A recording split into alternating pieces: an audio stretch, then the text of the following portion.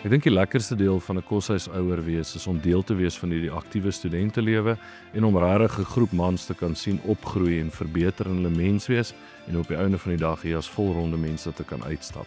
Ek dink Huis Henop se koshuiskultuur is aktief, ek dink hulle is baie betrokke en ek dink is 'n klomp manne wat regtig hier vir mekaar leef, wat eintlik nie wil huis toe gaan nie, wat hierdie is hulle huis waar hulle leef. Ons koshuiskultuur sal ek beskryf as aktief. Ons help, ons ondersteun, ons neem deel. Maak nie saak wat se funksie of geleentheid daar is nie, jy sal altyd 'n Henopsman daar sien.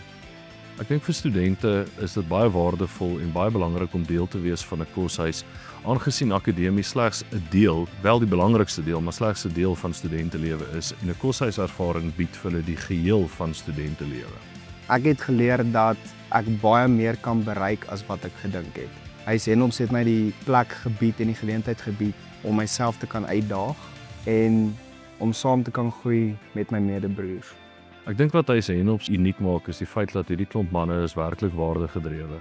Hulle leef rondom hulle 4 waardes wat ook die anagram vir die woord 4 is, naamlik verantwoordelikheid, integriteit, eerlikheid en respek. En dan iets wat vir my baie naby aan die hart lê is eienaarskap en dit kan mens werklik sien in hulle dag tot dag lewenswyse ook. Huis Henop se wese is ons is 'n aktiewe samehorige manskoshuis, die oudste een op kampus.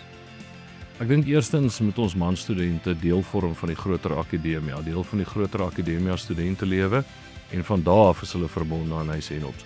Ons wil baie graag sien hoe ons mans betrokke is op die verskillende akademia komitees, hoe hulle studenteraad opdien en sodoende eerste akademia dien en dan Huis Henop.